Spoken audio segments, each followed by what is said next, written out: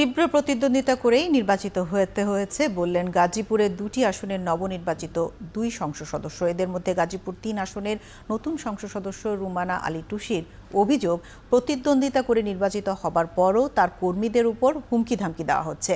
Vote নিয়ে যাই হোক, এবার সব ভুলে এলাকার মানুষের ভাগ্য উন্নয়নে কাজ করতে চান নবনির্বাচিত এই সংসদ সদস্যরা। রহিম রুমনের প্রতিবেদন। নতুন জনপ্রতিনিধিকে শুভেচ্ছা জানাতে রুমানা আলী টুসির বাড়িতে নেতাকর্মীদের ভিড়। নেতাকর্মীদের শুভেচ্ছায় সিক্ত হয়ে সবাইকে নিয়ে একসাথে কাজ করার প্রত্যয় জানালেন গাজীপুর 3 আসনের নবনির্বাচিত এই সংসদ সদস্য। পদধারী নেতার সাথে যখন চ্যালেঞ্জ, তখন তো একটা অনেক বড়, কারণ আওয়ামী লীগের নেতৃবৃন্দ কিন্তু আমার সাথে ছিল না। যাদের সাথে আসলে আমার সম্পর্কটা বেশি ছিল সেটা হলো মা বোনদের সাথে সম্পর্ক। তবে তার অভিযোগ, পরাজিত প্রার্থীর কর্মী সমর্থকরা এখনও তার নেতাকর্মীদের হুমকি ধামকি দিচ্ছেন। আমি তো এখন শুনছি যে আমাদের নেতাকর্মীদেরকে হুমকি দিচ্ছেন উনি। বর্তমান এখন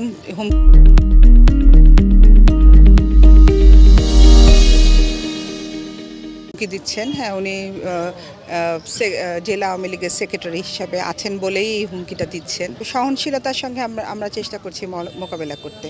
এদিকে গাজীপুর 5 আসনে নবনির্বাচিত সংসদ সদস্য আখতারুজ্জামান জানিয়েছেন, বিজয়ী হবার পর এলাকার সড়কসহ অবকাঠামো উন্নয়ন ও সন্ত্রাস নির্মূলে অগ্রাধিকার দেবেন তিনি। রাস্তাঘাট, পানি নিষ্কাশন, যাতায়াত এবং এলাকায় মাদককে সরাইয়া শান্তি স্থাপন করা এবং যুবকদের মধ্যে স্কিল ডেভেলপমেন্ট করে তাদেরকে কর্মসংস্থানের দিকে এগিয়ে নিয়ে দেওয়া। নেতাকর্মীদের শুভেচ্ছায় ভাসছেন টানা 5 বার গাজীপুর 2 আসন থেকে নির্বাচিত সংসদ সদস্য জাহিদ আহসান রাসেল।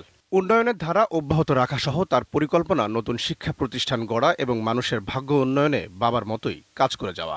মানুষের জন্য কাজ করা, মানুষের বিপদে পাশে থাকানো এবং তাদের উন্নয়নের অংশীদার হওয়া, এটা তো আসলে অনেক বড় কাজ।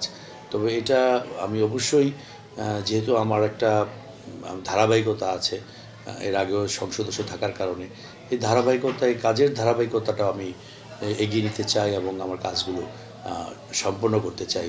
তার এই বিজয়কে সাবেক মেয়র জাহাঙ্গীর আলমের সকল ষড়যন্ত্রের জবাব বলেও মনে করছেন তিনি। তারা আমার দলেরই মানুষ।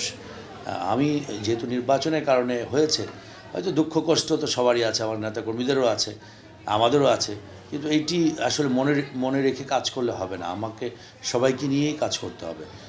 আমি মনে করি যে যেহেতু আমি নির্বাচনে বিজয়ী হয়েছি, আমার দায়িত্বটা একটু বেশি এবং আমি সবাইকে সাথে নিয়ে আমি কাজ করতে চাই।